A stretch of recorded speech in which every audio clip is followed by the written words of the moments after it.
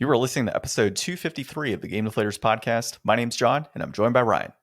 Hey, everybody, here at the Game Deflators Podcast, we like to talk about games. We've recently picked up games we're currently playing, and we get our link on with Darren Hupke in this week's Game Deflators Podcast.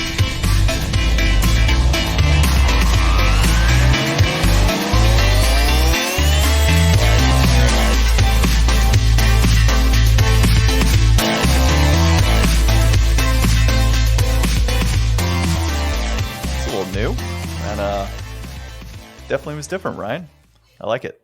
Just changing it up. We got a nice new guest today. Yeah, so we are joined by Darren Hupke, who actually is my neighbor, oddly enough. Yeah. So it was interesting. But we met Darren at the Game On Expo this past year. This past August, I guess. Yeah, and a couple months back. Yeah, Darren, if you want to introduce yourself. Yeah, Darren. I mean, it was cool to the Game On Expo was only the second time I tabled at like a convention, so I'm kind of like new to that whole scene anyway. So you meeting me at that Game On Expo was, I had the big eyes and wide eyes of the excitement of like doing this. Like I'm a real boy out here.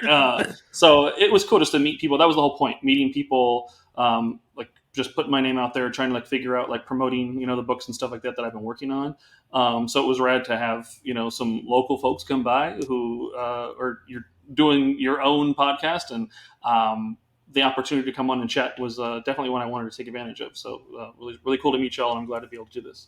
Hear that, Ryan? He's taking advantage of us. Just kidding. Hey, anytime, man, anytime. So we'll go over Darren's work here in a little bit, but let's start off by you can find us on the GameDeflators.com, our currently out-of-date website, because I haven't updated the most recent piece of it. Back at it again. Back at it. You can also find us on social media at Game Deflators on X, Twitter, Elon Musk world, whatever it's called. That's where you can find us. You can find us at The Game Deflators on Instagram and Facebook. Also, The Game Deflators on YouTube and a podcast app you're listening to right now. Give us a like, a subscribe, give us a review, 5 stars, 10 stars, whatever it may be. We'll appreciate it. And comments, lots of comments. All right. Let's dive into some recent pickups. So I can kick it off real quick, and then we'll pass it to Darren, and then Ryan, you get last on this. Sounds good. This week. So recent pickups, I grabbed the recent Game Informer magazine. I guess that's a pickup, right? It's gaming related. Yeah, Ryan, don't shake your head. It's gaming. I haven't opened it. I just know it's Assassin's Creed and it's sitting on my counter. So I'll look forward to looking at the cover as I use your bathroom in the future. That's usually where Game Informer sits before it hits the trash. So that, and then I picked up more Magic cards because that's what I've been doing recently. It's just buying Magic the Gathering and playing tournaments. So I'm making a rat deck, Ryan. I thought you already made a rat deck. I didn't finish it. And I found other cards to support it, so I had to buy more. Okay. So really, that's what I'm doing now. So I played the Poison deck a couple weeks ago, got third place on that miraculously. I don't know how the hell I did it with that deck. And the Rat deck, I think, is a little stronger. So we'll run with that. We'll see how it goes. And then my red card should be in for the new set, so I can go back to play Mono Red and having people hate me, because that's usually how Mono Red works. Yeah. And they just see red and they hate. Yeah, exactly. And then as far as currently playing is concerned, I am still playing arenas, which is good. I collected 40,000 gold in arenas and then opened 40 packs. That was ridiculous. It's just like all the packs just go across the screen. You should have streamed that or recorded it or something. I realized my phone actually has recording capabilities and I just haven't messed with it. But yeah, like all these packs just like go to the side and open and these cards fly across the screen. And you figure it's like 90 cards technically going across the screen or something. And then it opens up all the rares and you got to click each one. That was fun. Like it really was. So I enjoyed doing that. And then as far as arena, I'm still playing Mono Red. It's the easiest thing to just like bust into, get some quick points, finish your dailies and jump off. It's not going to get me it could get me diamond level because I've been diamond before with it, but I don't think it's going to give me mythic. So I got to try and make a Got to deck have around that. a much higher win rate than that. Well, no, Mythic is after Diamond, but the problem is once you hit Diamond, it's like all the people that are like just trying to get into Mythic, so it's like the best of the best. Like Mythic is, I want to say it's like 500 or something, or like 1,000 people hit Mythic. Oh, So it's wow. kind of like what do you call it? Apex Legends, where you have like the Predator thing, or Apex Predator, where it's like 750 people or like top 750. I'm pretty sure Mythic and Arenas is similar to that. So the highest I've gotten is Diamond 1, and that's where it stopped. I didn't get past that. And that's just before Mythic last time. Okay, so it's the top 7%. Yeah, so I almost made the top 7% last go round in the season. So hopefully I can make it this go round. We'll see. Takes a lot of playing and a lot of luck. It's usually how it goes. And let's see what else. White Knight Chronicles on PS3. Oh, rad. Yeah, well, it's awesome if I don't fall asleep during the story and the gameplay. Yeah. That's, I mean, I told you I got a kid now and everything, so it's tiring. You finish your day of work, you hang out with your kid, you go to play games, you spend 10 minutes on the couch, and then you zonk out and you're done. So White Knight Chronicles 3, I've enjoyed it. I mentioned a while back, I got past the Underbelly of Greed.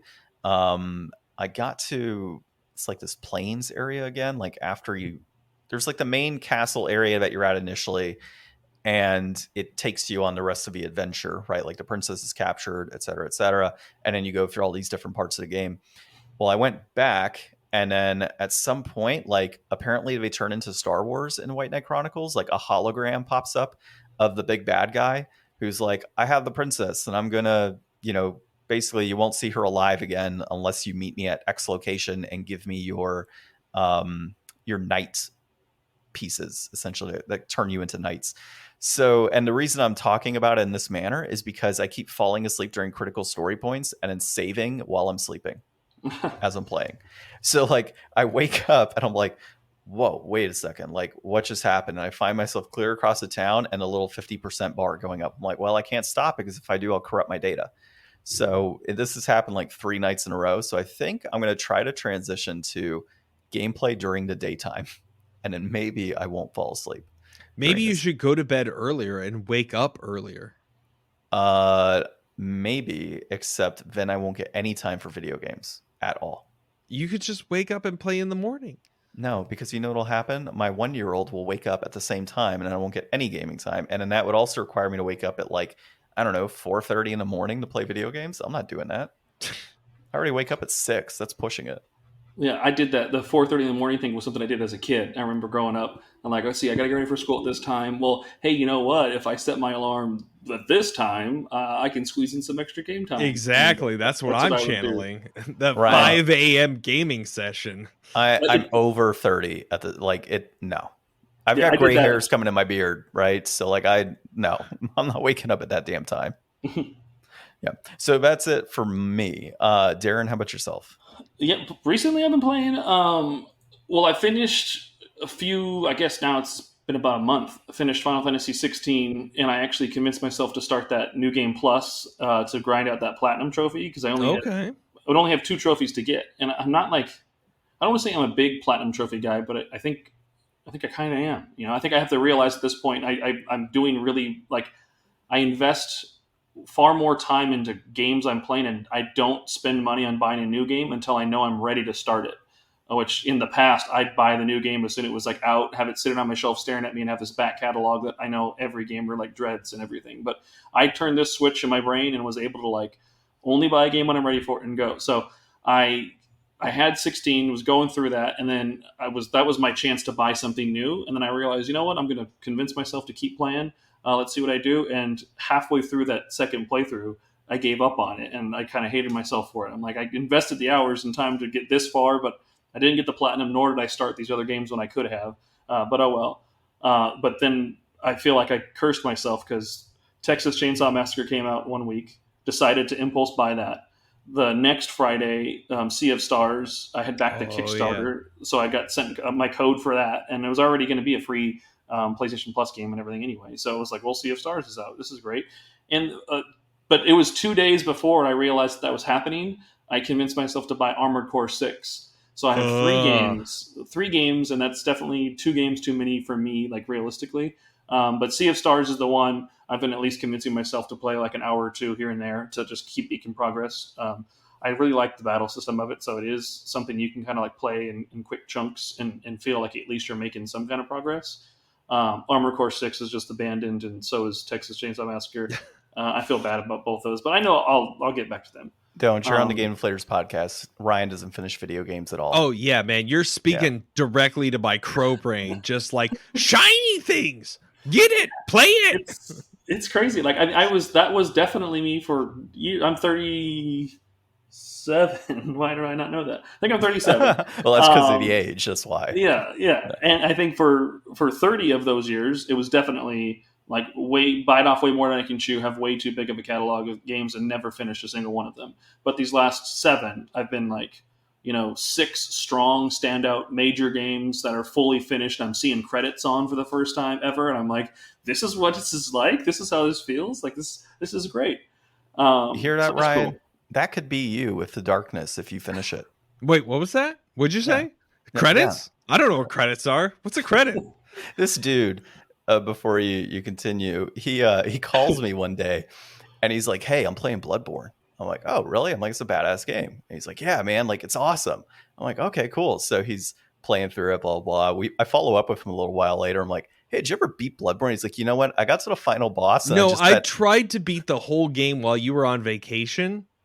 And I got to like the last boss and realized that I didn't want to buy the DLC. So I just never beat the final boss. You see what I'm dealing with? Oh, man, that's me all over. Like the last disc of a game or the final boss, that's my favorite place to stop playing a game. So good. So good. Yeah. The only other like current playing thing, and I realize I don't talk about this at all with anybody. I feel like I'm almost embarrassed to talk about it. But Marvel Snap. I play a lot my Snap. People dig Marvel Snap. I don't even know what that is. It's fun. It's a like a mobile game and all that stuff. My daughter calls it like poor man's Magic the Gathering, because we started teaching her how to play Magic, and so she would like probably to have like played Magic more with me and my wife. And so when she sees me playing that, I think she's like resentful of it. She's like, you could be playing with Magic with me, but now you're just playing like knockoff Magic. I'm like, it's not. It's super simple. It's like 3-minute games. It's just like kind of like it's free as well, and like you don't have to invest any cash into it to like actually get some entertainment out of it. But it's just like a quick thing, and I can do it like on a break at work, or like in just quick bursts, and realize I'm still hitting like their virtual landmarks to kind of keep making progress. But I swear that's probably my most played, like most hours spent in a game, this year, I think, is in Marvel Snap, which is just kind of creepy and weird. And like I said, kind of embarrassing, but I'm not that embarrassed by it. It is just a fun game. I mean, it's a big time game. Like, as far as I can remember, like, Keeley keeps bringing that guy up. He used to be on the Hearthstone team, and he keeps bringing him up on like his shows to talk about Marvel Snap. I know a lot of people that are into it. Yeah, their content drip and their card mechanics, and like it's well designed. Like they clearly know what they're doing. Like there's not like ever been anything that's like broken the game that they haven't immediately been like, cool, here's an instant fix for this temporarily while we retool this. And like that's only happened like once or twice with like a couple of recent cards. And it's really good. I mean, I highly recommend it. It's just, it makes me feel like I'm not playing a real video game, though, and I feel like I'm neglecting real video games for this like mobile card game. So it's almost that's like, how I feel with arenas. Like it's a cop out every week. I'm like, yeah, I'm playing arenas, but it's a card game, just digital. I keep telling myself to get back into that too, because I will never physically buy Magic cards again, because I've done that too many times in my life, where I've then like sold the collection massively, I'm out, and then like 3 years later, I'm like, so how much is a booster box? Yeah. Like, oh, okay. And I have a friend who's like the same way, but I'm just like, I'm drawing the line hard. No physical. Well, next time you're selling your collection, let me know. I don't have any physical cards. I will not physically ever own cards. I'm okay with that. But I got into Arena when there was, I don't know, maybe about 2-3 years ago.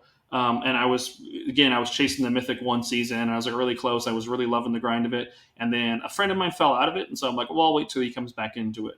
And he never did. So I started playing solo a little bit, and I've been out for a cycle or two, but like, it's one of those ones I just need to pick up and get back into again. Because casually enough, you just play a few games every day, you can casually limp along and still like stay kind of current. And doesn't take too much of an investment. And Well, if you decide to get back into it, I get promo codes every time I play a tournament. I get a promo code for free packs. So yeah, and I always hit up Reddit for those free codes whenever like there's something new that comes out. So I feel like I'm not missing those 3 cards or the 3 packs when the new sets drop and all that stuff. But Arena's great. I definitely Magic the Gathering is another like a lifelong game. I think I'll be committed to.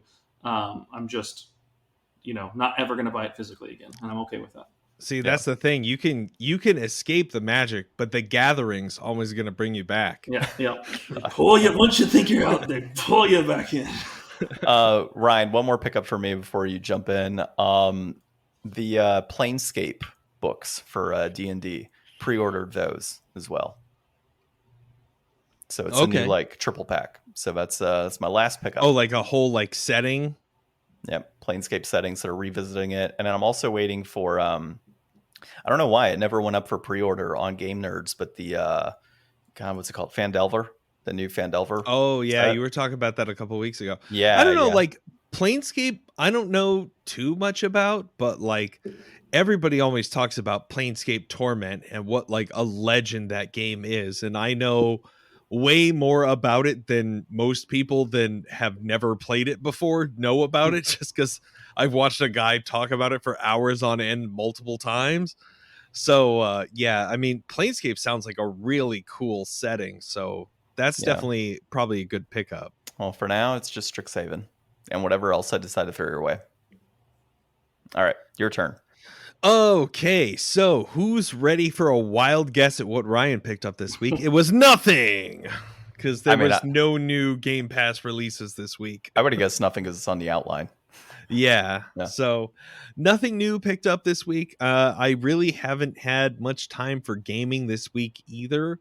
I have been watching a little bit of Starfield content, and every time I do, I cringe at how much I want to play Starfield and then have no time to play it. So I think I squeaked in like an hour or so this week. So I have not played that. I am supposed to be playing 2 games for the podcast, just as a reminder to people. I have until the end of the year to finish Pikmin 1. I have 4 hours left in that game, and that's a hard deadline. According By to the way, game, Darren, he was given that game in January. To play. Oh yeah, it's an 8-hour game, and I have 4 hours left. I don't even remember what my game was. Your game was Cardia. That's right. I keep forgetting my damn game, but I play Cardia World of Fate on the PS1. That was my title. And then now I've got the summer game challenge to play The Darkness. And the autumnal equinox is tomorrow. We're recording this on September 21st. So I have 24 hours left to beat the darkness, and it's not going to happen. So No. It will happen because I'm giving you until next Thursday. I said the temperature will still be 100 and something degrees. In most parts of the world, that would be considered summer. So you're welcome. You could still beat the darkness. All right. I will do my best to get it out there. Isn't there an achievement in that game to watch To Kill a Mockingbird? Or do you get an achievement for watching that video in the apartment, like the start? Yeah, you sit down and you watch like the whole... I don't know if it like breaks out as an achievement on play. Yeah, it would, because it's PlayStation 3 to be a trophy. Yeah, there is. When you're sitting down with your girlfriend in the apartment? Yeah, you can watch the full film. It's the entire movie of To Kill a Mockingbird. Yeah, it's just like I remember like back then when it was first released, like discovering that. I was like, this is rad. And I remember I didn't watch it or anything, but like I remember sitting there for 3 minutes and it'd be like, yeah, this is literally just playing there. But I'm not going to watch a screen on like, in my house. And didn't do it. But I thought it was neat the developers did that. I sat down for a while and I watched it and I did like a couple of things, but then like everything like got glitched out in my game somehow. Like there was like a couple of times where I was playing that game where things weren't spawning appropriately, or like I wasn't able to make it to the next point and I had to like reload the chapter. So I had to spawn back in and ignore my girlfriend and just like move on with my life because I just had already spent 10 minutes in that apartment before. But I mean, the game's fantastic. So the fact that you haven't beat it yet is kind of shocking. I mean, it's okay. Well, you've only played like however many hours. I'm like 16 hours into it. Maybe 12 to 14. Maybe I'm exaggerating. I don't even think it's a 16-hour game or 12 to 14-hour game. I want to say it's like, it might be 12. No, I'm definitely farther than that. Like I'm in hell and I did the tank thing already. Have you looked at a guide to see like where you Yeah, are? I had to use a guide because I kept being like, what do I do next? And the game wasn't like doing the part because it was like glitched out somehow. Right. Like I can't tell you how many times I ran up that hill like in hell to where the tree was and didn't realize that like I needed to use like alternate vision to look at the tree in the right way or whatever. Like I ran through that plane of hell for like an hour. So Ryan, main story of the darkness is 9 hours. Main No. and sides is 11 and a half on average. And No. if a gamer strives to see all aspects of a game, and it probably factors in To Kill a Mockingbird, 18 and a half hours. Okay, so see, this is a problem that I apparently have with games. I just do them wrong. Like somehow I spent 120 hours in Elden Ring and I didn't even make it halfway through the game. And I wasn't even doing everything. I just suck or take my time. I don't know. Maybe I smelled too many roses along the way, but for some reason, I just can't finish a game in the recommended time. It's like I get in some kind of weird Ryan time zone where everything just is like wackadoo. I don't know. If you keep going at it, you can go on how long to beat. You can record your time, and the slowest as of right now is 20 hours. Oh, So- there's a challenge. Yeah, you're I just could through that prolong curve. these out to years. But you got to beat it. That's can you imagine that? That would so screw up the logarithm. Okay, I'm going to start a new website, howlongnottobeat.com. Oh my god. How long can you not beat it? It's going to be me and a bunch of people doing the NoFap November challenge. God, man, the SEO on this episode is going to be ridiculous. We're going to be like tagged on porn sites and stuff now. It's going to be rough. All right. So yeah, that's all I've got. I have not played anything else other than like an hour of Starfield this week. But you know what? There's always next week. It's never going to happen. All right.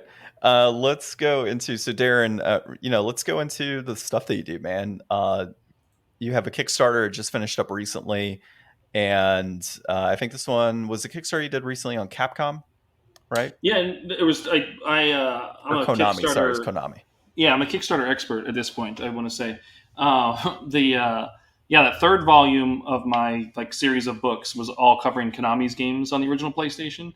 That one ended. That was like a full like month-long Kickstarter. But in this process, I've discovered like a new company to like print in like a paperback size. It's like making the books really affordable. So I completely rebuilt my first book, the Capcom volume, in like a 6x9 size, which is like the average size of a paperback book or whatever. So like I rebuilt it, and in doing that, I kind of re-edited and touched up some of the entries and articles and stuff like that, and made it into shrunken down size. Actually, you guys can visually see it, but it's a podcast, so no one else can see it. But like it's just a cool size here. Oh yeah, And, yeah. And so I did a Kickstarter to kind of like, I don't know, like kick off launch this. So this is going to be something that you can order on Amazon starting in like a week from now. And this will just be something that's just evergreen, available to be ordered through Amazon. Like that's going to be like awesome. Because the big size books, the stuff that you saw like at the Game On Expo, those were just printed through like a limited print run in like that giant A4 size, like hardcover, just through Kickstarter as a limited print run. And I'm not going to have the fun to like self-fund and reprint those later or anything, but that like smaller size will be something that we'll kind of keep in existence. So what's it called on Amazon so people can find it? 32-bit library is if you just search that, it'll be. I don't think you'll find anything just yet, technically, because it's like I just have to launch it. But I'm waiting. I'm actually adding an article to it. One of the guys who helped throw in an article in the Namco volume, my volume 2 and my volume 3. This guy Audie Sorley, he works for Limited Run Games, and he helps the guy Audie. John. Yeah. He's adding. The other two articles he did for me for the second and third volumes were on like the audio and sound design work of Namco and Konami's games. But to kind of keep the theme going, he's retroactively writing one about Capcom for me, and he's going to email me that over here the next day or two. He said once that happens, I'll add that page, and that'll be print ready at that point because I can just launch it through Amazon, and everybody could order it. But yeah, the Kickstarter for that one already ended as well too. I did a week-long one just for people to directly order it from me, and like I made some like bookmarks and some extra stickers and stuff like that. Just something you can't get through Amazon, just from doing like this launch, quote unquote, through me. But other than that, that'll be available. I've like retooled like the volume 2 in that same way, the Namco book.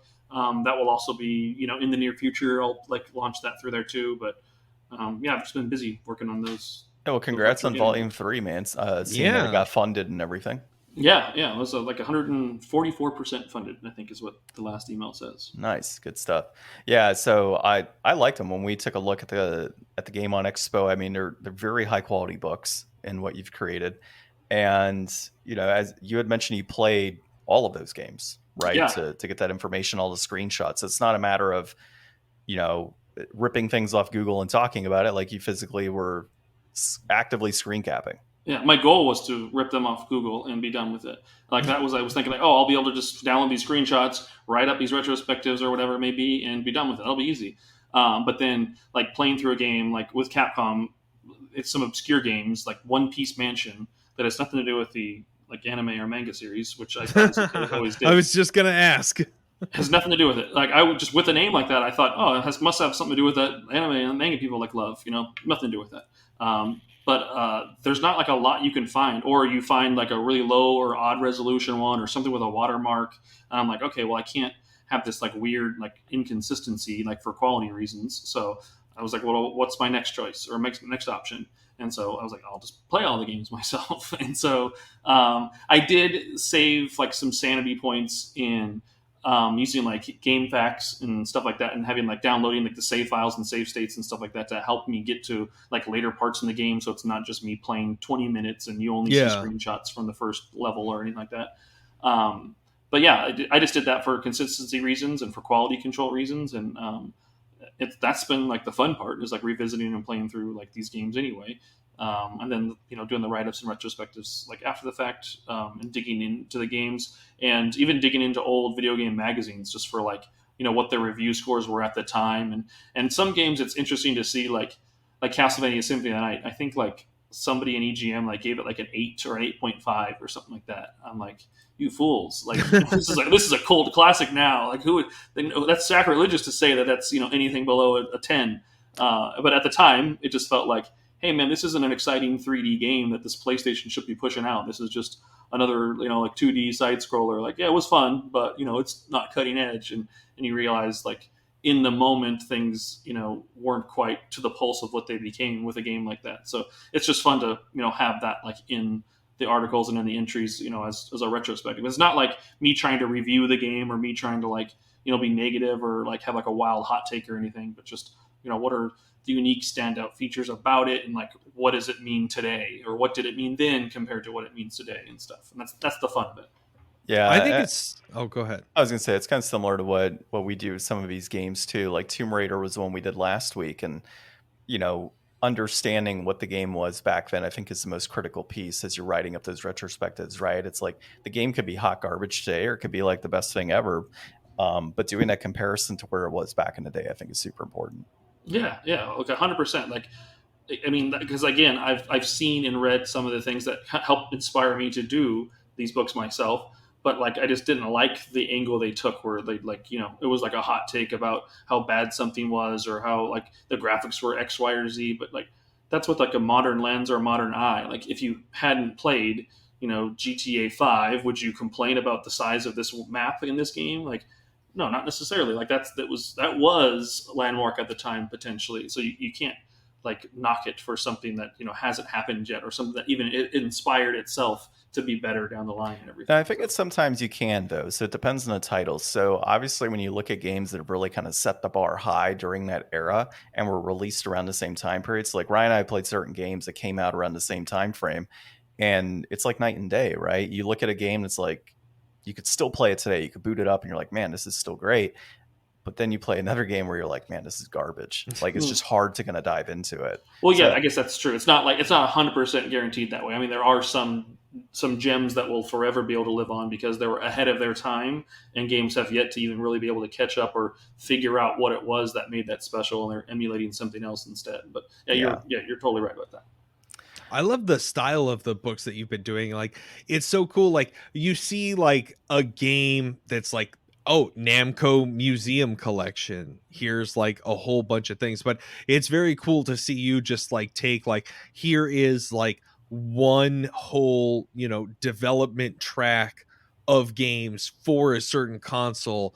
Let's explore that entire body of work. Like, that's a really cool approach. And to, comprise all of that into one kind of volume and then kind of move on from there and have like multiple volumes of like, here are these full collections for people who really have that vein of interest from one kind of creative concept to another, to be able to like really, have a comprehensive guide and collection to all that is really unique. Because like, you see those attempts like the Namco Museum or whatever, and it's like, here's a handful of titles throughout the years, but they're not really, as targeted as like what you're making. And that focus, I think, really brings a lot of light to, here's what was going on at that time with this restriction across the board from one source. Yeah, and then that's the other angle I have with them. Like, each volume is every title. Like, volume 1 was every title Capcom put on the PlayStation. 2 is every game Namco did. 3 is every game that Konami did. But in the books, they're also laid out in chronological order, not just alphabetical order or like by popularity or anything. So, like, if you start at the first page, you can graphically see like Air Combat from Namco. But then if you flip towards the end of the book and you see Ace Combat 3, you're like, whoa, this is the same hardware, but like night and day. Like, this is amazing. Like, you can see how the developers were clearly like learning their craft and like learning the skills and getting the most out of that hardware when they were just learning it early on. And so beyond my words and the retrospectives written and everything, like, you can just see the technologically, like how that advanced and grew from day one to, day end, whatever their last release was in those books. And you get it all, like, because that was my whole, like, giving me like barriers and roadblocks and everything was just, I want a full snapshot. I don't want to do just the big games or just the important games. I want you to be able to see all of it in between and give it equal coverage. So it is the whole pie and not just a slice of the pie. So volume 4, have you thought about it? Yeah. Already, because I am a workaholic, it doesn't feel like work to me. It's like really entertaining, but I've already started doing like, I'm using InDesign to do all the layouts and page managing and things like that. But I've already made up like the special like graphics and like page design. But it's around 50 games or so makes like a good sized book for me. So if I add at this point, having done Capcom, Namco, and Konami, like they're heavy hitters. Unless I wanted to do like Activision or EA, which they have a lot of like, sports or filler stuff that wouldn't be as exciting. All the Maddens. Here's 7 years of Maddens, and let's just go through them all. But in order to like fill that, this will be the first volume that has multiple publishers. Okay. But volume 4 is going to be Squaresoft, Working Designs, Atlas, and Enix. I was literally going to ask you if you were going to do an RPG set, if it was just going to be Atlas, or if you were going to go the route of like, or how you would go to route on bringing in like developers that had not as many games, right? And it sounds like that's the idea, right? So combine go more genre focus. But I can't believe between the 4 of them, there's less than 50 titles. Like, it just seems like there should be like a zillion. Yeah, there's 55 titles between those 4 from like the master like spreadsheet I put together of like the list of every PS1 game and everything. And like, that was a lot of work. That was a lot of pre-work before the first volume, because I was originally doing a book on all of Sony's published games. But then that's when I started curating and going through the other publishers. But I use that as a cross-reference with like Wikipedia and a few other like online sources and Moby games. But then another guy who's helped contribute to the book and has been a really awesome, definitely like friend from afar on this, Jason Dvorak. He runs a website and a YouTube channel called Game Rave. Like, his website's gamerave.com. You can check him out too. He has a complete collection of every US PS1 game. All the variants, all like the bundle packages, gun cons, dance pads, like all that jazz. Like, he sent me a picture of his game room that I put in the book. And I've used his list of like games and all that stuff. So yeah, from what I've done so far, and again, I'm still in the building stages. So if I miss one, now's my time to find it. But between the 4 of them, there's 55 released games, which I thought for sure would be a lot higher. No, it's all U.S. we'll only release that you yes, cover. yeah. The in volume 2 for the Namco ones, and then this third volume for volume 3. Another person I've been able to meet by doing these things, Kurt Collada, he runs a website called Hardcore Gaming 101 and a bunch of podcasts. Or he's been friends with like the Retronauts guys, and he does his own books that you can buy and find on Amazon through his Hardcore Gaming 101 Presents series. I just have to plug all these nice people because they've been so awesome to help me out. He has did the angle of the bonus article and entry he sent me was the import report is what I called it. So he covered a bunch of cool Namco games that were only in Japan, didn't quite make it here, and he sent me screenshots from his own collections of the games and all stuff himself as well. So that was really cool. And for this Konami volume, I was super thrilled and excited if I could squeak like 2 to 4 pages out of this bonus entry stuff. But for this Konami volume, once I got done finishing the final page of Kurt's content, I was at 14 pages from him. Oh, wow. Yeah, so he did like Snatcher and Policenauts, all like the Gomen titles, all these like shooters and stuff like that Konami did that never made it here. Like he covered a bunch of games. And so like this volume 3, while yes, I only personally covered the US, and that was really my focus to give me what I could access, what I could like understand and, capture myself. He just went like crazy on getting the amount of content there for me. And so this is like the biggest volume yet with the Konami one for that import coverage. So there is a significant chunk of books or games covered in the book that I'm really excited about beyond just the US stuff. Nice. Good stuff. Well, can you remind us again when those books will be available on Amazon? Yeah, I would say, I mean, like I said, as soon as Audie gets me the Capcom article, that one will be live. So if he sends it to me like tomorrow night, like I'll click the launch button, that'll be ready to go to order hopefully in the next couple of days because of that. But realistically, I would say where we're in September still, right? Yeah, I would say by the end of the month for sure. That'll be done, and then sometime by the end of next month, I'll have volume 2 up available to buy and everything through Amazon as well. And then I'm working on converting volume 3 and into that same size. And because that physical, like a large paperback version, like it's just going to the printers now. And because it's like that process actually takes quite a while, I probably won't get those in until like early March.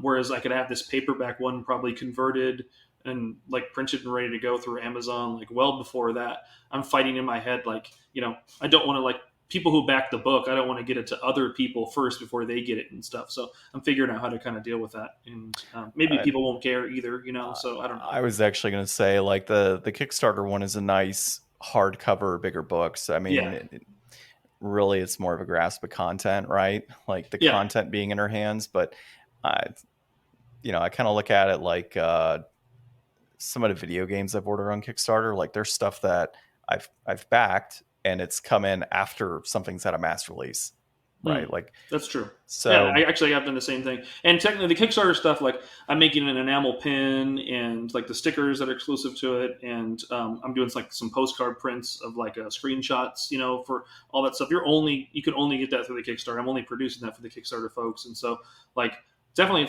I'm doing everything I can to make it worth the while with the money that I was able to get. So like this paperback version is just going to be that. It's going to be the book shrunken down into that softcover format, kind of a more of a mass-produced style to, hopefully make it more available. But we'll figure that out because I am going to build volume 4 in that smaller size first so that I can make sure that there's enough time between that volume 3 and volume 4 in that hardcover size and kind of go from there.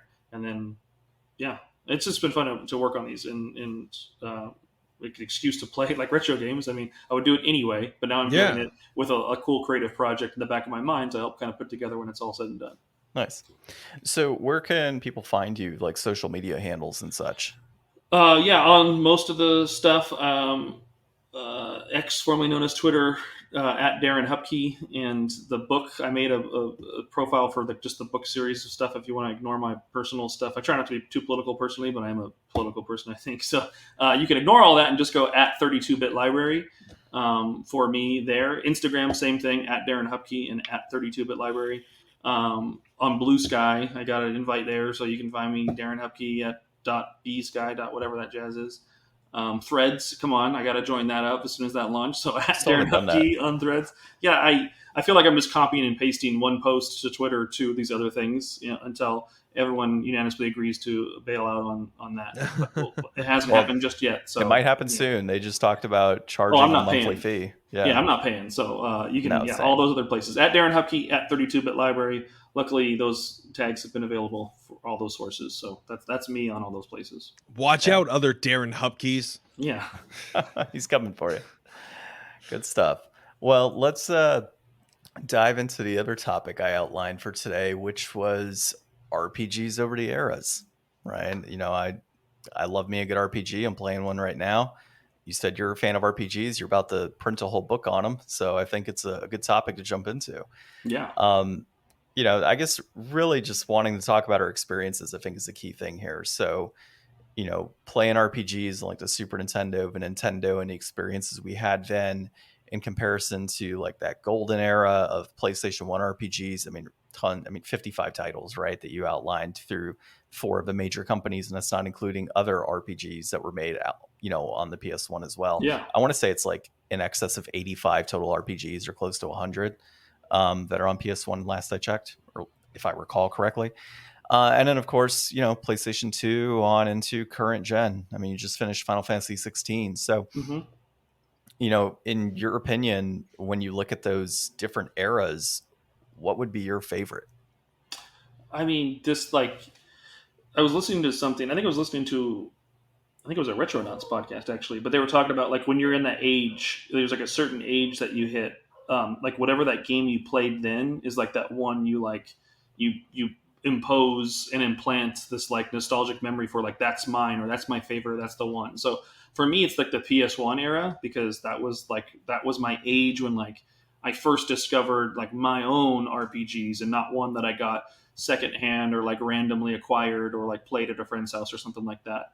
And then that's when like really the US got the first big boom. Like post Final Fantasy VII, people saw that there was success and money to be made there. So then we started to see like many more chances taken on that. So you have some really like odd and obscure ones, but you also have like just some like landmark ones. Then I've always like maintained a love for them, through all the generations. But and even before, I had some dabbling in them. But definitely the PS1 era, that generation is my like personal like favorite golden era as a fan.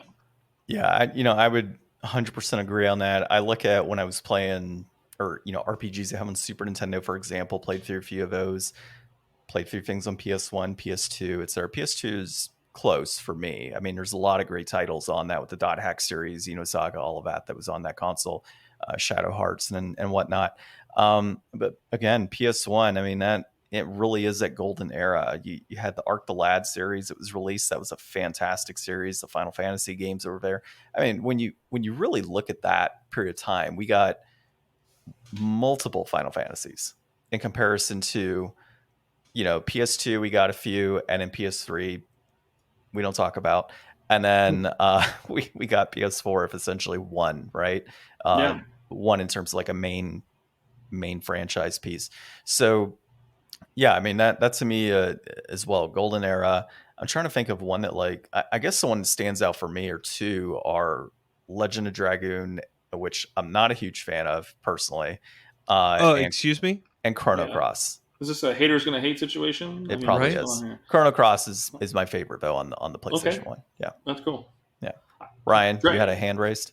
No, that was an accident. I was trying to mute there because I was coughing a bit. But I did find a website, listle.com, says that there are 240 PlayStation 1 RPGs. I don't know how accurate that can be, though, because when I think a lot of these are Japanese only games. So I'm thinking North American releases when I say like 80 something or 100 something. That's fine. We can diminish this list down to the ones that only we know. But for you to drag Legend of the Dragoon through the mud, I don't believe in. I wasn't dragging that. I know I'm a fan of Legend of Dragoon. No, John, not you. You're fine. You can hang around. We're friends now. Look, I've played Legend of Dragoon all the way through. It's my brother's favorite game, and I think that's probably part of the reason I get so annoyed by it is Legend. Sorry if you're a big fanboy of it, but like Legend of Dragoon has the most rabid fan base, and it honestly kind of Passionate. annoys. I would say passionate, not rabid, but go ahead. See, he is part of it. He's part of it. Where Legend of Dragoon is like the greatest thing since sliced bread. And I just think that there are so many other titles in the PlayStation 1 that are better. And it's not to diminish anything Legend of Dragoon. I think it's a fantastic game. It has some of the best combat system of any of the titles that are on the PlayStation 1. Like the action combat of, having to actively hit X or square, or, when the red circle comes in and you got to hit, circle button essentially. Like all of that's really cool. The Dragoon transformations or anything else. For me, the story was never as captivating, even though it is decent. It just never captured me as much. And I think part of that was growing up and seeing my brother playing it constantly might have been one of the reasons. But I did play it when I got older, and it just didn't click to me the same as like the Arc the Lad games. And I love the Arc the Lad games, or like Star Ocean 2. Star Ocean 2's got a fantastic story.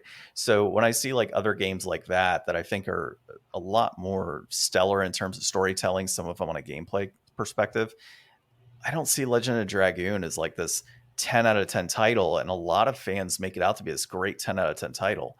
Is it deserving of a remake? Sure. It is. But there's a lot of games on PlayStation 1 that are very deserving of a remake, probably before Legend of Dragoon. Yes, I agree. I'm not actually even a big fan of Legend of Dragoon. I love it for what it was, though. I mean, to me, it's important because it was a Sony title. It was like an internal IP that they like fostered and grew, because they obviously have like the Wild Arms games themselves, and 2 definitely was like a sharp entry for sure, like that series. But they also had like Legend of Legaia, which I love to death. I love that more than Dragoon by far. But I just liked it as an internal game, as a Sony like fanboy kid. Like it was just cool to see that was something that they had, that my best friend on his Nintendo 64 wasn't going to get anything like that. I'm like, yeah, this is why PlayStation's better, dummy. And I don't think that way at all anymore now. But that was the youthful brain of mine. I did love the battle system, so I'm glad you at least pointed that as a positive. Because I was going to say, if you're dropping Shadow Hearts as like a cool game for PS2, like that was like, you can see some of that like precursor and a little bit of that real time or like time based battle system, which I always thought was neat. That's the best thing about that game. Again, pacing issues I agree with, and the story I agree with personally. It's a pretty looking game. It was a solid RPG, and if you're hungry for an RPG, like there was definitely worse games you could play on the PS1. Yeah, but yeah, it definitely is just in Jake the middle of the road for me, but of a great genre on a great system. Yeah, and that's one of my goals, has been to try and play as many of those PlayStation 1 RPGs as I can. So like I finished Jade Cocoon last year, not my favorite. Cardia was the one I finished recently. I think I gave that like a 6 out of 10. It was like, the story was great, but the gameplay was garbage. Cover artwork is a 10 out of 10 though, right? Oh yeah, cover artwork's great. Yeah. I love that cover artwork. Yeah, like all the artwork's actually pretty cool in that game. It's that like old school vibe of like when the characters come up on screen. Yeah, that cover art was done by Yoshitaka Amano, the Final Fantasy cover art guy. Mm-hmm. So I don't know why he did this random non-square like Atlas published title or anything, but whatever, it was cool. Yeah, no, it was a fantastic game. So I mean, not game, sorry, cover art. The game itself, yeah, it's okay. But yeah, that's been a goal of mine for a while, is play through those titles. Kind of thinking like current gen 2, with you having just beat 16, and then mentioning Dragoon being a Sony title. Like, I get why fans want to see that game remade, but I think Sony, like, come on, like, why haven't you redone it, right? Or why haven't you put out a second one? That would sell like gangbusters, dude. Like releasing that game again. Yeah, I just don't think they have the confidence that it would. I mean, because Sony's the first one. Like my whole like love-hate with them on that is like they're the first to abandon an idea or abandon a commitment. Like, hey, the Vita's not quite selling as much. Oh, whatever, cool. I'll just pretend it never existed, and let's let third parties try and let this stick around for a while. Like even games with like DLC and additional content and stuff, like they've been the first one to just like, cool, we're out of here. This isn't working. This is not as hot as we thought it would be. Cool, we're done.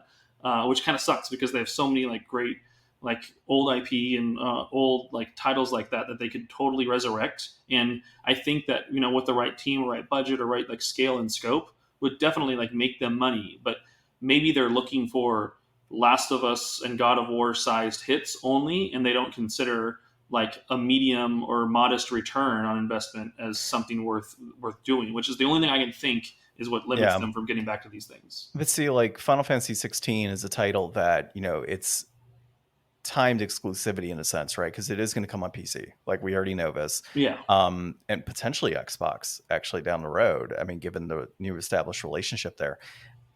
If they're thinking that itself is going to move consoles, better yet, a classic RPG that has a fan base behind it, that has sat there for 2 decades now, in garnering additional love over the course of the years, to then be remade, like that in itself should be a recipe for success on a current gen console. To take that game, which was beautiful in the PS1 era and it's still very playable by today's standards, to then modernize it, like I think they're missing the ball on that for sure. But then they do those confusing things. They tease you with having that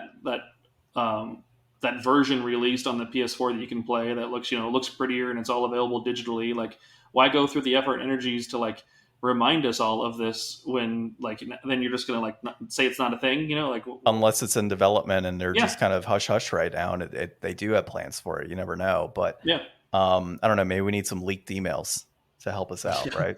We need some straight crazy lawsuits that happen that force them to leak these information. Yeah, for sure. So unless we have anything else here, I think we can dive into the articles this week. Yeah, so we basically have just a bunch of Xbox leaks. Let's go straight from talking all about PlayStation RPGs to what we think that Xbox has been cooking up for the last 3 years from these 2020 leaks that just came out. All right, so the first thing we got here is Phil Spencer has been actively trying to acquire Nintendo. That's laughable. And says it'd be a career moment. This was My Nintendo News, and it was Sicker who wrote this one. And this, I'll just tie it in right now, Ryan. The other piece you have here is biggest revelations from the Microsoft Xbox leaks. That's Wired.com, Megan Farukhmanesh on there. So, I'm not going to read exactly in the article, but basically 2020 email got leaked during the whole FTC trial and saying, hey, we got my eye on Nintendo. We need to buy more Nintendo stock. We need to establish this relationship, essentially alluding to the fact that this isn't like a quick, thing that we can do. We have to take our time on this. A hostile takeover is not the way we want to go. So it really does go into this methodology of Microsoft heavily considering how do we approach Nintendo? How can we buy Nintendo and put them under the wing of Microsoft? And I just think back to that old story of Microsoft execs walking in to purchase Nintendo and they laugh them out of the room, right? So I don't think there's anything big to kind of consider here. I think it's more so, Microsoft is trying to make some sort of play years ago, and they probably are today, given that relationship with Nintendo. It would make sense. But at the same time, I feel like Nintendo is honestly using Microsoft, right, to just get this even bigger platform than what they have already, and that they know they're never going to be acquired by Microsoft. I mean, I was in a position where I totally agreed with you, but I was hanging out with a friend yesterday. That's bad. I had a conversation with him, and my mind kind of started to go in a direction that I hadn't really foreseen before. But I've heard a lot of speculation, especially from some of these leaks. Part of this leak was the adorably all digital future with the Amazon Alexa looking tower of the mid-gen refresh for a diskless Xbox Series X. And if this is going to be the last real generation that we have with hardware, and then everything else is essentially going to be an all digital future. I mean, Xbox is already, you could play your games on your PC, you could play it on your tablet, you could play it on your ROG Ally or your phone or whatever. The future of gaming is going to be wherever you have a screen and a control or a touchscreen input. It'll be all over the place. That's the unavoidable future that will happen at some point, whether it's 10 years from now or 20 years from now, it's going to happen. And at some point, Nintendo is going to Sega out. They're going to be the company who is only doing gaming in a market of people that make TVs and toasters and every computer on the planet that isn't an Apple. They're going to be out of their element in the future. And at some point, Nintendo is going to be like, you know what? We could just make Mario. Like, we don't need to make a Switch 64 plus Super 2.0 and release that so that people can buy that to play the new Mario. We could just sell Mario and people could play it wherever the hell they can play, their most recent Xbox or PlayStation game. And I just don't really see that being untrue. At some point in the future, Nintendo is just going to publish Nintendo games and have their movie franchises and have their theme parks, but they're not necessarily going to need to go through all the effort and expense of plugging their own hardware. And at that point, it might be appealing to be approached by Xbox or Sony and see what they have to offer you. So that's kind of my opinion on it. Yeah, I mean, I like that idea, but I don't know that I think that doesn't need to be acquired to live that future. Yeah, it doesn't need to be. Internally, like if they determine that hardware R&D and production and manufacturing costs, so that's that's something we don't want to play around in. We can shrink down the size of our overhead and expenses as a company and just focus on the software side of it. But then all that money saved means there's less money to answer for, and they can just do it their own way. I feel like if there was an acquisition side of that, would those internal Nintendo folks be worried that now an Xbox boss is going to tell them if it's okay to release this Mario game at this time, or if it's, right? Whereas if they Sega style, just do it on their own accord, do it on their own time, for better or worse, they're going to deliver what they think is right. That would be fine. Because Nintendo, they can't really do wrong. Their first party games, is there ever a bad game they released? It might There's not a bad Mario game the way there's a bad Sonic game. Yeah, exactly. So I trust them more to do that. And if Sega is still doing it without being an acquisition for a company and being just some write-off or anything, why would Nintendo ever put themselves in that position? I totally feel that there's a future for them, hardware-less world, if they determine so. But even that I can argue with myself against, because outside of the 3DS, when do they ever release hardware that they sell at a loss? Exactly what I was thinking. Yeah, they invest and they find the technology that hey, this is not cutting edge and it does not need to be. And I don't care if it's just 4K, whatever the hell crap you're talking about, gamers. This has Zelda Breath of the Wild, and this is our fun handheld game hybrid. Did you ask for it? No. Do you want it? No. But will you buy this in millions and millions of droves, and we will continue to be fine? Absolutely you will, because you love what we do. So I think they just live on their own planet, and they're fine with doing that. And while I would love to see Sony acquire them to make some exclusive stuff, I think they probably are so entrenched in an ability that they are going to be able to control their own destiny and have no need for that. I feel like this was more Microsoft pulling their best Michael Scott, hey, let's put something on the board. If pie in the sky, if we could, if anything were possible, what would get us out of the hole we feel we have for ourselves with a lack of gaming content and stuff? Boom, acquire Nintendo, would patch all that up and we'd be the best brand in the world, right? Yeah. Is that going to happen though? No, I mean, I don't think so personally. Yeah, and I mentioned tons of times on a podcast, so I agree with everything you said, first off. And Ryan, if Nintendo's to not make another console, it'll be about 16 to 24 years from now, because they're always a few generations behind anyways. So, figure 24 years from now, they'll be at what the PS5 or PS6 would be at. That's when we'll see a non-Nintendo That's what I've been seeing the people that I listen to say, the next generation of Xbox and Sony will be the last generation to have physical media, and then Nintendo will be a generation behind that. So, I mean, you're talking 10 to 15 years out from now, which, I mean, the obvious difference in opinion between our generation and the next generation is huge. I mean, our generation is still screaming about why there isn't, manuals in our game cases, and the new generation, they're playing Fortnite for free on their phone, and they could give less of a shit about any of that. That's because their parents didn't raise them right. By the time that they have money, and, you know, by the time the future actually arrives for us and we start to feel real old, I mean, that's where the divide's going to happen. And I mean, I get it. Like, if I was, this is the one note I wrote on this article. Like, if I was Phil Spencer and I got to buy Nintendo, like, I'd put a feather in my hat and call my mom about it too. Like, that would be like the biggest win for anybody in history, to be like, I bought Nintendo. Like, anybody would be stoked to write that on a press release. And I don't see them actually being able to buy Nintendo, but I do see them being able to court Nintendo. Like, the fact that Nintendo's already given away so much of the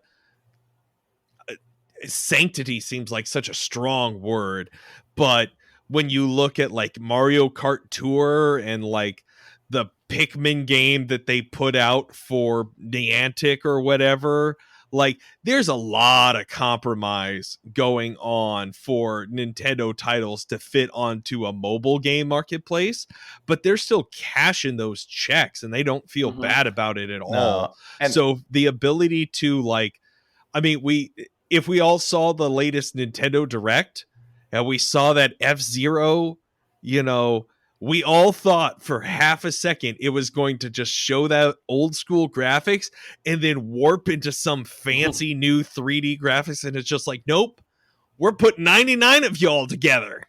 And it's just like all the way to the bank, even though that's like a free title. Like, yeah, in general, you know, I've said it tons of times in podcasts. I'll say it again. I am not convinced that Microsoft is releasing another Xbox next generation.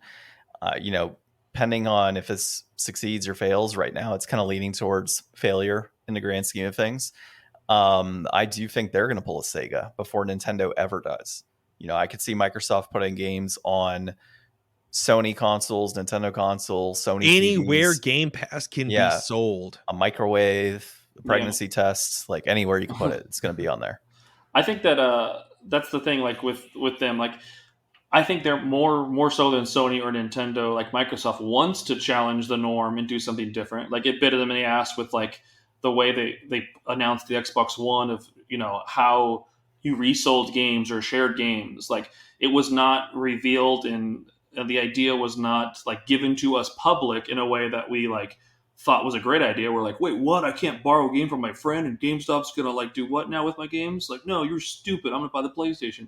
It wasn't a bad idea. It was building a platform for them that was going to allow like this, you owning your library, and you could have a physical list version of that. And I'm okay with this digital world. And I think that Microsoft would be the one to try it and dip their toes in the water first. But if people poorly react to it, then they have to like scramble and they do damage control. I think they might be scared from too much history of that. But at the end of the day, I think it needs to get to that point. But there's also, like, to your point, the people who are still screaming out no manuals in the games and think, people are still going to say like, what do you mean it's all digital? Like, where do I plug it in my TV? Like, I just want to plug it in. What are you talking about? I don't have anything to plug in. This doesn't make sense. I'm confused. I'm going to go buy a PlayStation instead. Then that makes more sense. Like, there's still this like adoption of new technologies that has to be understandable and digestible to like the quote unquote common gamer, you know?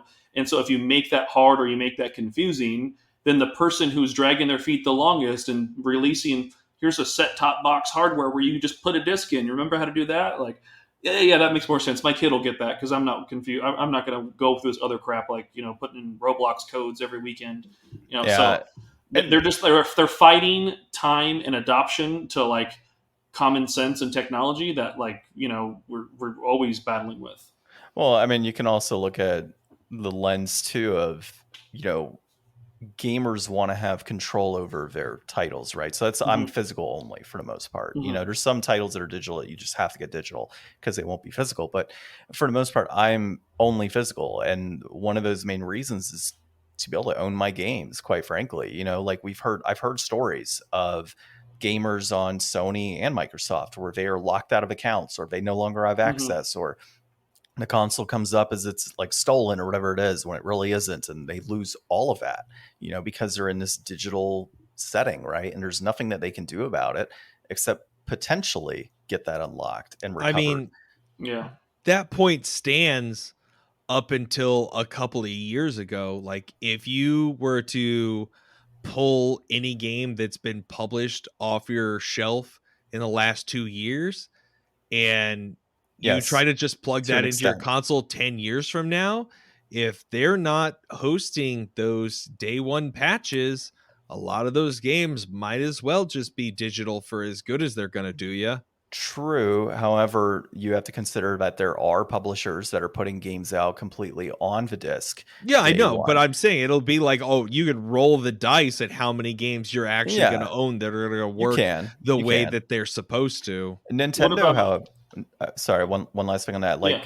Nintendo, a lot of those games are on the cart completely, like ready to go. Yes, there are some patches. I here don't that know. are There's a fixed. ton of Switch games that are like have a I know, big download thing only. on the cover that says Yeah. download half the fucking game. Few and far between. But Kirby is like the game that has the last Kirby game that came out, 0 patches, all 100% finished. well, and like our friends at Premium Edition Games, they don't release Yeah. anything for print unless it's 100% on the cartridge, patches are in, everything else. So there are companies out there to take measures to ensure from the physical media standpoint that it's good to go, right? You are going to have patches down the road. That's going to happen. But as close to the full thing as possible, there's companies still doing that today. Is it all of them? No, absolutely not. I totally agree with you. Like 2 years ago, a lot of that was killed off. If servers are shut down, you're kind of screwed, right? For the most part. But like, I could still play my Wii U titles, right? You know, there's nothing going on there, and I'm pretty sure a lot All of that three stuff of was. them. What's that? I said all three of them. All three of the good ones. Yeah. Well, I can play Yeah. them on Switch now because they're all reprinted anyways. Yeah. Even better. Well, that was going to be that question to you. Like, I 100%, and that is like a fear I can't control because if you lean into this digital world and then ultimately you get that card revoked and it's gone from you, like that just sucks. Like, what do you do? You know, like, what Pirate. did you just pay for? Yeah, Pirate. yeah. Raise the flag. But in this world where you're trying to stick to physical, like, do you have like something coming up soon, like the Metal Gear collection? Are you going to purchase that new collection? I wanted to until I realized that you weren't actually going to get all of it.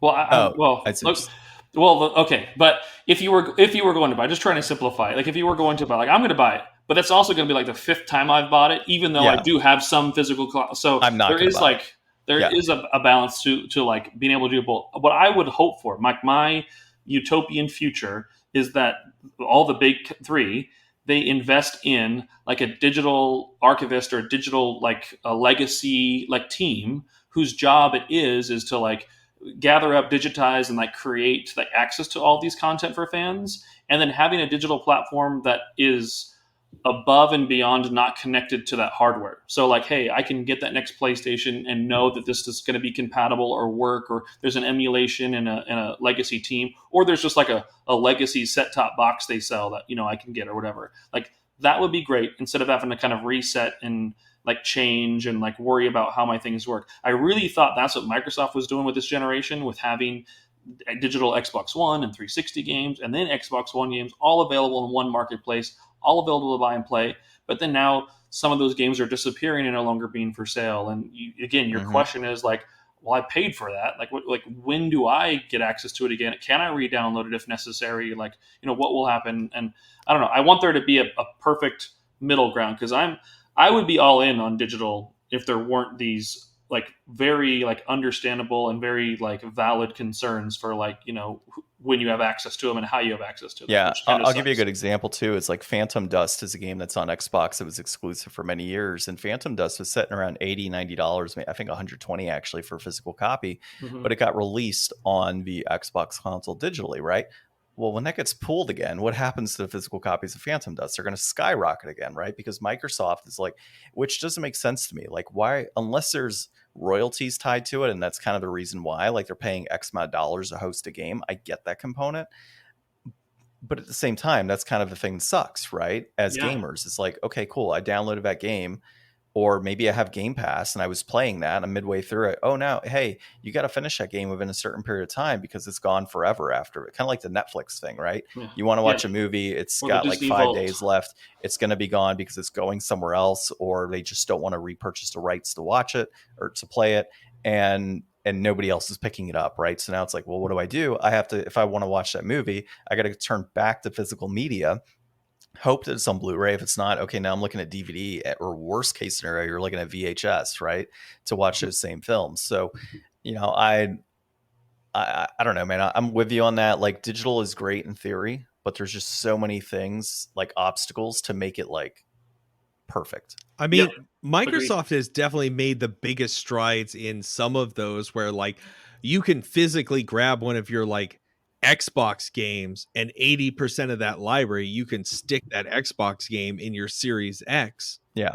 and be able to play that title. That's Like, one thing they've done Microsoft a has done large well. amount of backwards compatibility, work to try to include all of their retro library as like something that you can still have access to, whereas Nintendo and Sony, they're just trying to figure out, okay, what's the best way we can piecemeal sell you all of these little bits. I mean, they went through and they relaunched PlayStation Plus and PlayStation Now, and they haven't put out like a single like really hit like PS2 list or PS3 game, or like even their like PS1 releases that are supposed to be in like the highest tier. Like, that's pretty like slim. Like, they're not really trying to push that out there. It was just a marketing gimmick that they came out with, and they were like, okay, hey, we can, like, nobody's subscribed to PlayStation Now, so let's just slap this in with PlayStation Plus, come out with these fun sounding tiers, and then just hold back on it. Well, there's enough people like me who bought that premium high-end cost of like that subscription, have definitely not getting their values worth, but I'm not second guessing it. I'm paying my tax to the holy lords at Sony, and I'm ensuring that the greatest quality of games will continue on, and I'm just a servant to their decision-making process. Nintendo, I feel like that with the Virtual Console on the Wii, boom, like they were doing it right. That was it. They were releasing it all out there, but it was just a massive collection by the end of it all, and it was amazing. And then to pivot to like backpedaling and it being available in different ways, and then now the Switch version of it. While yes, if you're just playing online and you're getting a free access to it, sure, but it is a fraction of what that is. And I just want one person at Nintendo to be like, "Yo, here's just everything, and here's an affordable price for it all, and here's a subscription if you want to kind of like rent out and just like play what you want monthly, or you can buy them, and just play them anytime." If that just turns into this evergreen sales like method for them because they have so many great like history and catalog of games, like why not just do that? There's some strange reason. I get why Sony doesn't do it, because they're the smartest people in the room, and they made the emotion engine, and then when it came time for PS3, it was like, well, no, here's a completely different technology called the cell processor, which is going to confuse you all to death, and it's going to be so hard to emulate because we're, again, smarter than you, and you don't realize how powerful this thing is. But like, they made it hard for themselves with all this different architecture. Microsoft, boom, all this like x86 based stuff. It's like, hey, joke's on you. Like, it's easy for us to do this. You guys have the hard stuff to figure out. But I just want it to be good. And there's a way it can be good in some like perfect world out there. And that's the world I want to live in. But it may just take more time. Like, that's the thing. Like, we're still so close to the console wars and like all of that minutia.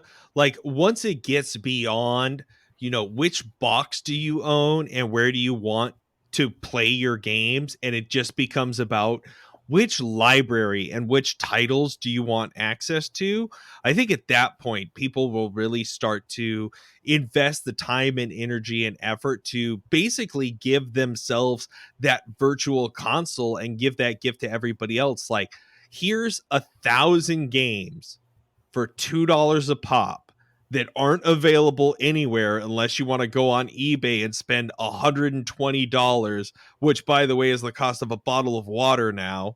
Like, it's going to be like insane in the future, like what we're up against. And at that point, those companies will be actually starting to acquiesce and try to give us, some more access. But for right now, it's too hot of a commodity and it's too big of a selling point to just give away the goat and let us have what we really want. Yeah. Yeah. Well, let's dive into our last leak here. I just realized all of this is leaks. Elder Scrolls 6, it's skipping PS5. It's not coming until 2026. This was Andrew Webster at The Verge. No surprises, right? I think we all knew when Bethesda was acquired that things like Fallout, Elder Scrolls, all of that was going to be moving to be exclusive moving forward. And it's one of the reasons the whole FTC thing pissed me off, because it was all focused on Call of Duty and not on every other damn thing that Activision has, so I think that's just a world that we're going to be living in. Microsoft continuing to acquire these companies and things not making their way to other consoles. I mean, tell that to Embracer Group. Like, well, they bought all of these titles and now they're trying to them. sell everything off or just like go under with them in their hand. But like, I mean, Elder Scrolls 6, I mean, I'm not excited about it. Like, it's not something I'm going to actively play. It's just more so the idea of like everyone saying, oh, well, what Microsoft is doing is great for gaming. These were multi-platform games for the most part that they're pulling out from all of these different areas to release on their console, versus the argument being made all the time, right, is Sony is actively developing new IPs on a consistent basis. Microsoft's not doing that. They're just ripping, that's bad for gamers personally. Forcing them to now make double the purchase to say, oh, well, I really wanted to play Elder Scrolls, but there's so many other great RPGs and things, Sony's releasing.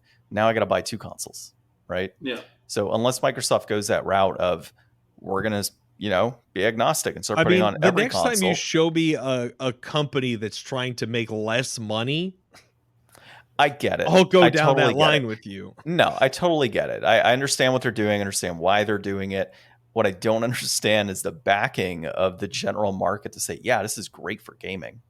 I mean, it's not great for gaming, but at the same time, it's like, I get the idea, like, Microsoft owns Bethesda. Like, that's a done deal. Yeah, and the same way that nobody complains that Zelda isn't on Sony, like, just, you got to get over it at some point and realize that Bethesda games just aren't going to be on other consoles now. I get it. But it's more of the matter of Nintendo has made Zelda what it is today, and Nintendo has always owned Zelda. So we've always known, oh, I want to play Zelda, I need to get a Nintendo console. Yeah. Whereas Elder Scrolls has been on, Xbox and PlayStation 3 and other consoles over the years, and now you have to get an Xbox to play a lot. And Tony Hawk might be one down the road too. Like there's titles, Spyro, Tony Hawk, Crash Bandicoot, all these titles that could potentially be down the road exclusive to Microsoft. Yeah, that's the go ahead. No, go on. Yeah, that's the weird part about it all. Like, I'm fine with exclusive games. Like, that's the reason why you need to decide to pick which platform. Like, that's why I love the PlayStation, because I like their IP and like their games. And just like that with Nintendo, like, they grew and developed their talent or their library of games internally. Like, Sony even, like, for example, they work with From Software a lot, like Bloodborne or Demon Souls. Like, those are Sony IP, but they hired in this like great, or like developer, to have their unique take and develop this game for them. But it's their IP, and they can do what they want with it as it is. But like, and then Sony has a lot of internal IP that they kind of create all these like games to franchise that are all done internally in all theirs. Have they purchased studios and acquired things over the years themselves? Yes. Microsoft has done it in a way that's like, this is like, unprecedented in like acquiring a company like Bethesda or, ultimately like the Activision stuff. Like, that's huge. And of course, like I do not blame them if they own that company. That game's exclusive, but they like bought out a company who's got like this giant history independently, and now they're making those games theirs. What I could see happening on the shoe on the other foot. Hey, they love Elder Scrolls and they want their own Elder Scrolls. Hey, Bethesda, here's $30 million. I want you to make an original adventure RPG like for us. We want to have an exclusive one for ourselves. And like Microsoft can own that IP. They can continue to go back to that well and work with them.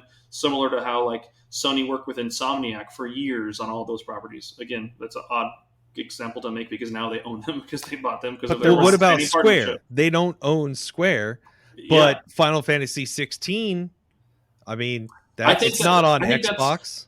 With Japanese development and like the install base they have in their, in the home country there, it's a little bit different. And for Square to make a AAA like large budget game, I don't think they realistically were in a position to personally afford that. I think what they said was like, Sony, like, we sell our soul to you a little bit. You're going to cash this check for us and help us do this. In return, you can promote it. It can be like branded your way, like all that stuff. Because ultimately, it's Square's property, and they're going to be able to put it on PC and inevitably like through Xbox and things like that. And that's fine. I think that was them taking advantage of, like, they both took advantage of each other.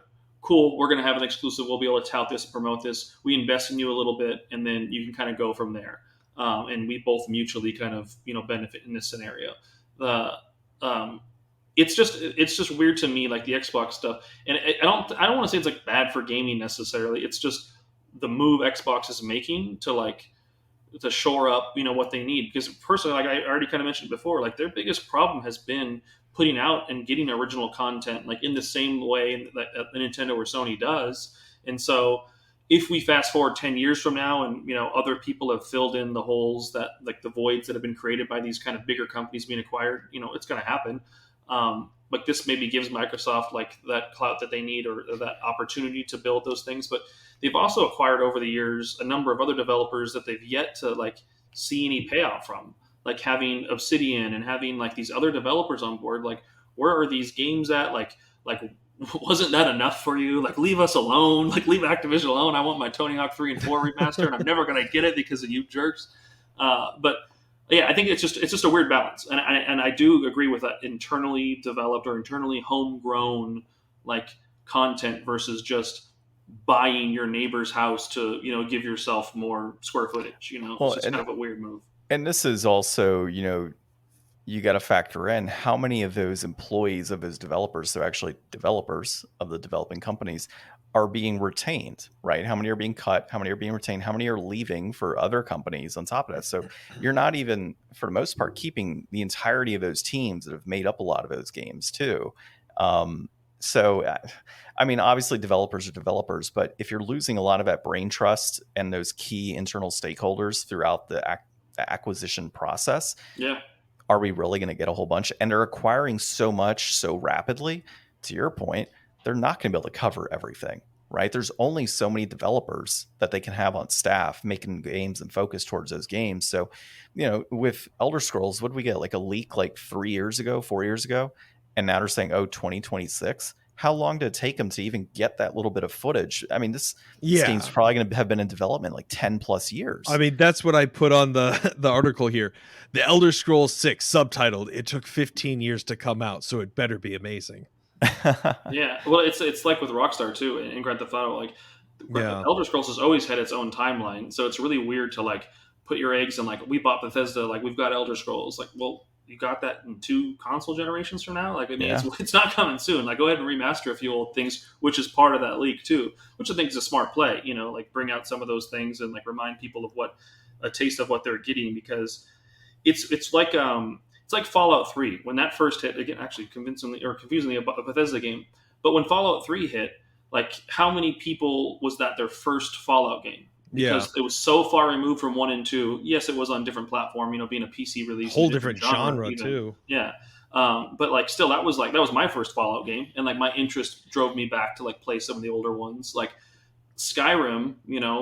Like how old really is that game? Yes, people have had that available to them through re-releases and updates and all that stuff, but like they didn't most likely play Oblivion. Like that was maybe their first one entirely because of how many years apart it was. Like I played Oblivion. I mean, I'm like separating myself from but trying to put yourself in like a modern gamer's shoes or a younger gamer's shoes who's growing up. Like Elder Scrolls 6 might be the first time they've really had a chance to play it. So it is going to be a big deal and potentially unique for them, but it's going to be a little while. So we've got to see. And Microsoft's just got to figure out how to keep those developers that they're now acquiring like interested and excited to develop, because like it's not about sales numbers anymore. When it's that internal studio, you're not going to move as many units, so you're not doing it for like that bragging rights of that sales number. You're kind of doing it for more of like this internal pride, because God of War does not sell as much as Madden or things like that. But so yeah.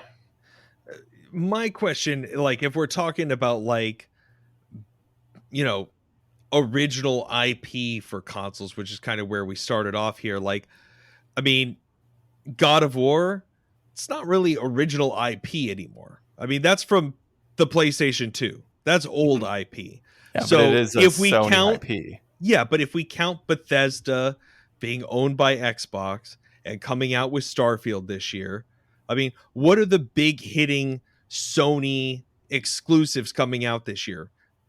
They didn't develop Spider-Man. Spider-Man is like super old and goes across all mediums. Final Fantasy Rebirth, I mean, that's a remake of a game from the PlayStation 1. Like, what is the big new original thing that Sony did this year that's so great? I mean, Xbox bought Bethesda, but Starfield launched on Xbox. It's never been on any other console before. It's a wholly new thing. I think it was being developed, though, for both. It doesn't matter. I'm talking about where it launched. Like, Sony doesn't have, like, to my mind, unless I'm really missing something, there's nothing that was like, here's the big Sony original, like, this has only ever been a PlayStation 5 thing that's brand new. Are you talking this year alone? Well, yeah. Yeah, I'm talking this year. Like, what would you put Sony head to head against Xbox's Starfield with? Well, I would count Spider-Man 2 in that. Like, I get what you're saying, though. Like, but I think that they're borrowing that IP. They're paying somebody else for that license. Yes, it is a license game. 100. Yeah, that is different. But from an original content standpoint, I mean, it is built in house. You know, like through Insomniac and through Sony's own ownership of that. You know, license in that. But I think that's their big game. You know, like, but it's their big game that you're only going to play on PlayStation. But yes, is that as a brand, it does exist and it's lived on and will live on past Sony and like the PlayStation family for sure. I think we're in a weird developmental window. Like, it's still like it sounds odd to say, but it's still like this like COVID fallout of things. Like, we haven't had the same type of like blockbuster holiday season like we've had in years past, because like Microsoft like needed Starfield to hit when it did, and I'm glad for them that they had that out. But like, think about those last two Christmases with like Microsoft games. Like, they didn't have like that blockbuster holiday game, and people were like, you know, really like, well, what is it? Like, what's the reason for driving for this Xbox?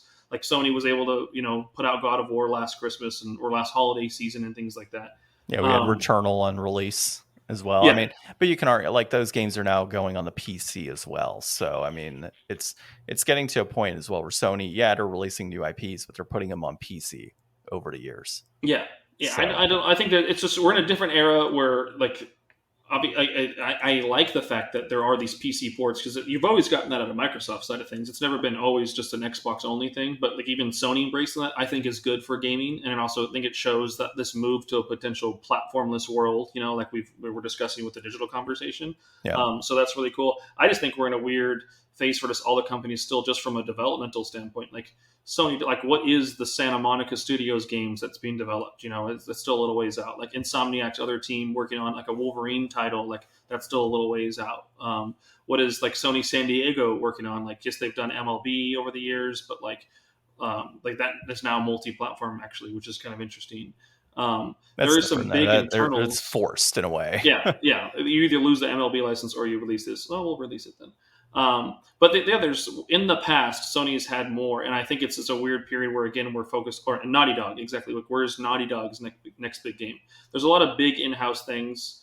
Oh my gosh, there's the studio behind a Sucker Punch, like Ghost of Tsushima came out, and all we got was a PS5 version of that. Like, again, I think this is more of like the post-COVID type of thing where some developers are a year behind, maybe a little bit more in some regards. We could have had a more of a heavy-hitting holiday season or heavy-hitting year this year.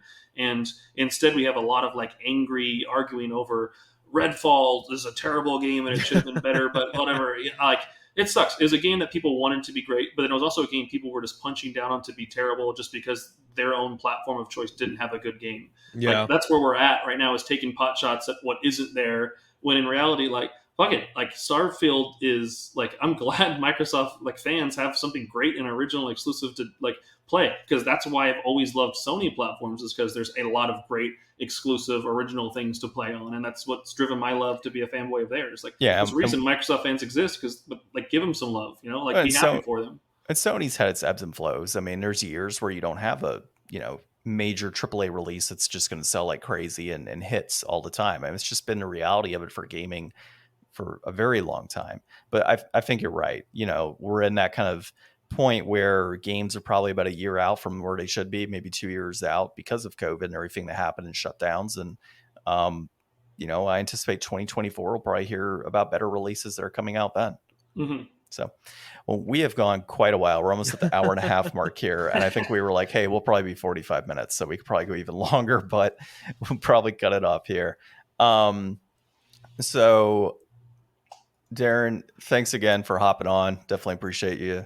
Man, this was super fun. Yeah, this is super fun. Thanks for having me. I love talking games, and I don't get enough of an outlet to do so. So I appreciate y'all being able to let me join you in this awesome podcast. So y'all appreciate it. Of course. We'll have you on again sometime in the future, I'm so sure. Oh, I'll do it.